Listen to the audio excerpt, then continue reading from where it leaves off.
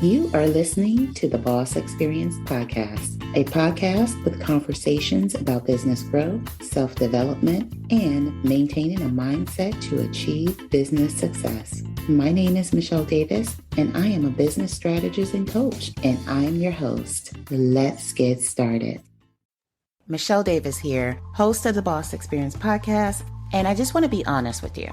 If your business relies on phone calls, but you're missing calls, answering spam, or getting stuck on the phone with people that have no intention of buying from you, you're losing money. That's why I have to put you on to a little secret called AI Receptionist. AI Receptionist is your personal 24/7 executive assistant that handles calls, filters out spam, books appointments, and even makes sales for you.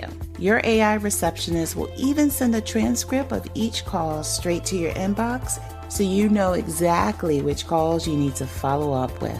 That means no more missed opportunities, just more sales for your business. So, are you ready to stop leaving money on the table? If so, just head over to CEOGamePlan.com right now and grab your free trial. Okay, back to the show. Welcome to the Boss Experience Podcast. My name is Michele Davis, and we're here again for a brand new season of the podcast. And I'm here with Shelton Marchman. And I'm super excited because this season is all about business planning. So a lot of the guests that I'll have on this season, that's the focus. You know, we're at the top of the year, we're quarter one, and this is the time when what you do actually not just impacts this year, but the next year as well. So Shelton is perfect, the perfect guest because his focus is business funding and helping people prepare credit-wise to grow their business. Can you share a little bit, Shelton, about who you are and your business? And then, of course, I have some questions for you. Yeah, my name is Shelton Marchman. I have been doing credit and collections for almost 20 years. So my business that I have is called Custom Credit Solutions. And we have focused on transitioning from helping individuals with credit repair to now also helping businesses with their finances as well. Because inevitably during times when people were getting their credit scores dinged a little bit more by starting their business, we kind of figured out it was like, oh, we didn't know that market was out there. So now we're working on a lot of the businesses as well, finding funding, setting them up correctly, as their profile goes and their possibility of getting funding, seeing what it looks like for like an SBA loan or something to that effect, or if it's better to get them credit cards, just really figuring out that the proper way for them to get the funding they need and the amounts that they need, and giving them that plan. And so it has been a journey, and then COVID slowed things down, and now we're back moving towards the direction of doing things in person. So I always like working with the clients in person because you can actually see what their numbers are and kind of sit down with them. But yeah, it's been a ride. So that's just the gist of it. Just everything finance from personal to business. That's more our wheelhouse. And, we hear online a lot of people talking about business funding, and they're talking about how easy it is to get credit cards, how easy it is, to get all of this money. Oh, you start with the net 30, you do this, you do that.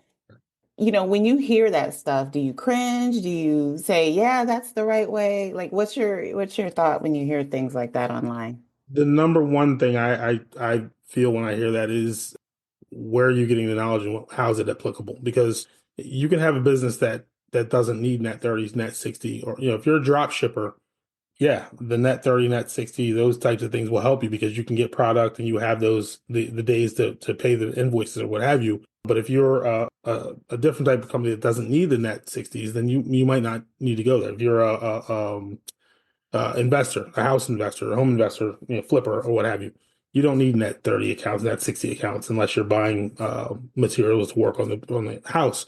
But and by the same token, these people are giving vague information, so they draw people in. So I cringe because I don't like doing that. I like to work with people and find out exactly what they need. I don't want to just throw out this big net and then someone comes to you and you're not giving what they need. So Mhm. depending on who it is too, and looking at their situation, it's more cringeworthy, but it's there's honesty and there's deception in all industries. So Now, can anybody kind of come to you and say, I need funding, or is it like what is the criteria for someone to qualify? Michele Davis here, host of the Boss Experience podcast. And I'm going to ask you a question, and I want you to be honest with yourself. Is your coaching business stuck? Because if the revenue you generate from your coaching business is not putting you on the path to replace your 9-to-5 income, you probably are stuck. And I'm going to guess you don't know how to turn things around, but you're in luck. I'm hosting a free live webinar titled The Six-Figure Offer Blueprint, where I'm sharing how to implement and automate a process in your coaching business that takes someone from being a stranger to actually paying you as a client. All you have to do is head over to gemstoneconsultingservices.com/webinar to register. That's gemstoneconsultingservices.com/webinar to register for free so you can start building your six-figure coaching business on autopilot. Okay, now back to the show. no, I mean, you can come, anyone can come to me. We do have a situation where it's easier for us to get you funded if you've been in business for 6 months or more, doing about $5,000 in revenue per month and 650 credit score. But if you're below that or you don't meet those thresholds, it's still possible to set up the situation to where we can get you business funding. It's just, it might be a little tighter or it might be a different product. I like working with a bunch of different businesses and a bunch of different people, but I often get people who say they need money and they don't even have a business. And that's the part that's frustrating. It's like, well, what do you need business credit for? Just to run it up? Like you still have to pay it back. Like it's beyond me why you think that you just want business credit just to have it. So And I've said this in past episodes as well that, part of your business planning process is to have a budget. right, You should know every expense that you are going to incur in your business. So many people hop into business and they don't know what tools they're going to be using for their business, how much those tools cost. They don't know, what kind of marketing they're going to engage in and how much it's going to cost to right. market their business and to seamlessly attract clients into their business. Now, when we're talking about, the financial part, because we know most businesses don't last beyond Right. a certain point. It's sad, but they 5 don't years. Yeah, for every different reasons. right. What do you do to help businesses establish that foundation, if anything, to establish that foundation to make sure that they're not just getting this money and, if they've never had, $150,000 in their Right. possession, it's not money to go off to Aruba. Right. This Yeah. is to really, Or buying a car you don't need from the beginning. exactly, it's to Yeah. really, make sure your business is set up for success. So how do you help people plan financially as well? That's the thing is sitting down with them and getting a budget to see exactly what they need it for. I don't want them to get anything more than they need because then you're tied to repaying a debt that you can't afford. So, someone might walk in and say they need $150,000, and I say, well, what for? And we look at their budget, and they don't really need 150. They might need 50 to 75. For instance, one of the guys I had, he started a restaurant. He said he needed $250,000. We streamlined everything and we figured out that he didn't need 250. He only needed about 125 to get everything started. So licensing, all the initial purchases and things like that couldn't be done with credit. But then we also set him up with some of the vendors that provide the refrigeration and stuff like that so that he could have those with the 60, 90, 120-day net payments and things like that so that he could open the doors and then get revenue coming in before he had to make those first payments.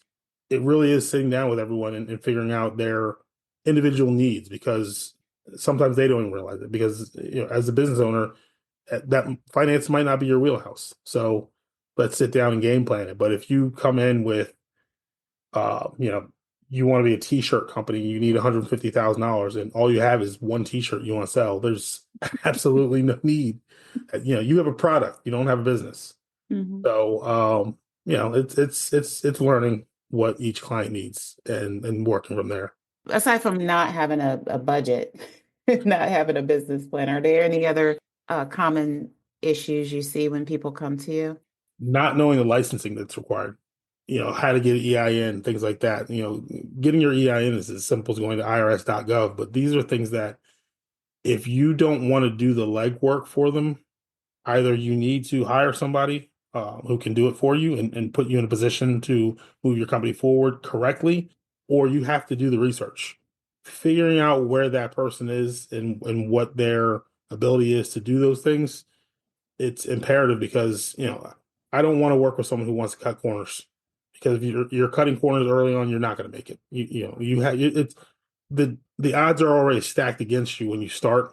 So if you're cutting corners, it's not going to last. So for me, it's a waste of time. If we work on a game plan and you decide to take, step number 4, 5, and 6, but you don't want to do 3 and 2, then it's not much I can do. And then, it's kind of on you at that point. So yeah, it's really figuring out where their shortcomings are, and helping them game plan because, once they're in business, man, it's cool to watch them grow.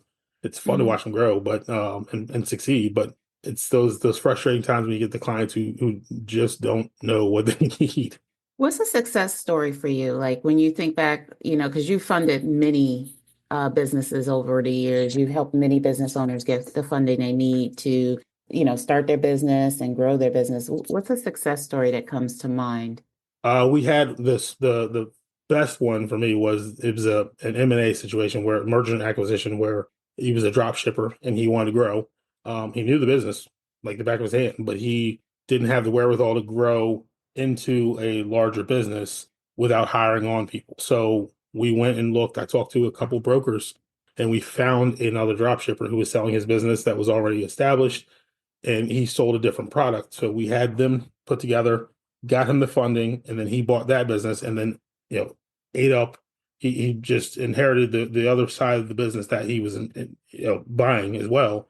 So it doubled his revenue and I mean, he skyrocketed. I mean, he skyrocketed within a year and a half. He was doing triple the numbers he was doing before, and wouldn't be possible if he hadn't have gotten the financing because he was stuck in that wheel where I need to grow, but I'm not making enough revenue to hire people on. But by acquiring the other business, it just went, it just skyrocketed. So it was fun. That's awesome. Do they need to come to you in person to work with you, or can they work with you virtually? No, yeah, we can do virtual. I do like to do things in person as often as possible, but we can do things virtually. I've worked with California companies, one in Utah, Texas, New Orleans. So I've worked with a bunch of them, but I do like to hold events in person because it does give you that opportunity to sit down and see where their head is at and see if they're looking in the right direction. But if not, yeah, we can always do it virtually. It's after COVID anything's possible. Now, speaking of events, you have an event coming up in Delaware. Mhm. Can you tell us about that? We're going to be doing an event for the 7 steps to building your business funding, March 29th. And we will also do it as a webinar online. So again, like I said, I prefer to have people in person, but if you can't make it, then we will record it as a webinar. You'll be able to follow up and have questions at that point as well. Okay. Will the webinar be done in real time Yeah. as Yeah, okay. we're gonna do it in Okay. real time, then we'll record it and possibly, follow up with people afterwards, see how it goes, depending on how the recording looks. But we'll do the webinar in real time because we can answer questions while we have everyone there. I'm going to have 2 other people from one specialist from M&T Bank and one specialist from the Small Business Development Center along with me. So even if I can't answer the questions or if it's something geared towards them, then we can work with them as well and have the individuals and the businesses glean some information from them that will help. With that being said, if you want to get the most from the event, you obviously want to show up in Right. person because it sounds like that's going to be the only opportunity for people to ask questions, right? Well, no, they'll be able to ask questions inside the chat. Okay. But I do have to warn, and you know this, we've talked about this offline. I'm not a tech wizard, so Just show up in person in Right. Delaware. Come in person if you have questions, or yeah, we can always email afterwards. So Awesome. So speaking of, contact information, email, how can people reach Shelton, to get their questions answered about whether their business yep. can qualify? Because I work with a lot of coaches, and, that's one group I often wonder about, what is the likelihood that they can get funding to grow their business? They can. The smartest thing to do with coaches, the ones who I've worked with, I keep telling them, set it up as an LLC, number one, or an S corp.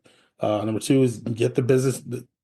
Actually should be number one is get the business banking account, because if you're showing revenue as a business with an EIN, you can get funding. Even if nothing else is put in place, as long as you have those two things, you can go to a bank and say, hey, this is what my revenue has been over these last couple months, and they'll go as probably as high as 25% based on those numbers.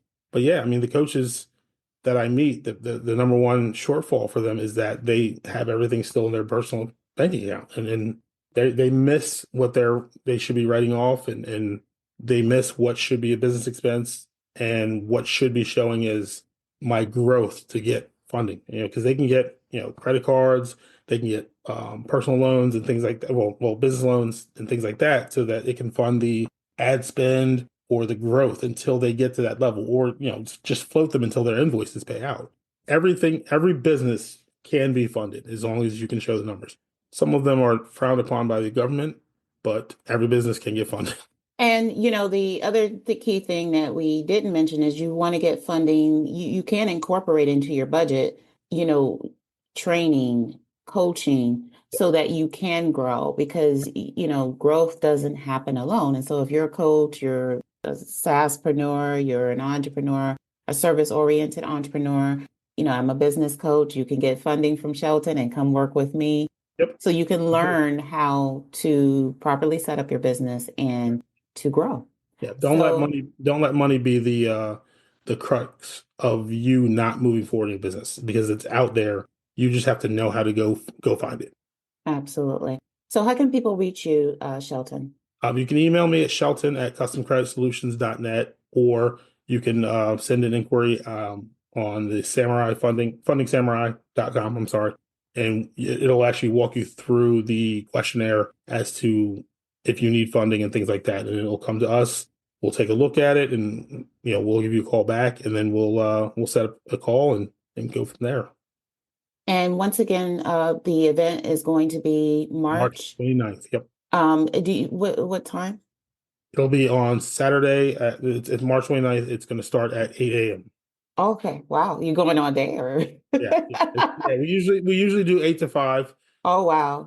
because the 7 steps involve, setting up your EIN, getting your email address, and that type of stuff. And then also in between that, when we have the guys from M&T and the small business development they speak about the funding opportunities that they might be looking at. So we like to give them the opportunity to meet with the entrepreneurs one-on-one as well. And so having the full day and providing lunch, it gives you a full crash course, and it's on the weekend. So it lets you shoot into that next week with a little more motivation to get started. That's So, awesome. That's awesome. So, with that being said, as we close out this episode, Shelton, what is one word of advice you want to give people moving into 2025? um, Because we're push, moving fast. right, yeah, push on, like keep going. Like if you have these goals and you have these dreams as being an entrepreneur, follow it. Don't let small things. It sounds crazy. I say small things like money be the things that stop you. You can always scale at from a smaller point, instead of thinking you have to go big from the beginning. I mean, again, restaurants can start out in a food truck, or just doing, community events, things like that. That you can still sell hot dogs and build up a foundation. A guy who's drop shipping can start by just going to Walmart and picking stuff up that's on sale, and then seeing what the cost is from there. You be strategic and then move forward, because it's not getting easier in the job market. And no one has ever gotten rich and lived next to their boss. Your boss is never going to pay you enough to live next door. That is so true. That Never, is so true. never I happen. love that. Okay, awesome. Well, thank you so much, Shelton, for joining me for the Boss Experience podcast. And thank you all for tuning into this episode. I hope that you will tune in to future episodes of the Boss Experience podcast. Take care and see you soon. Bye. Thank you for tuning in to the Boss Experience podcast. Don't forget to leave a review for this episode and tune in next time.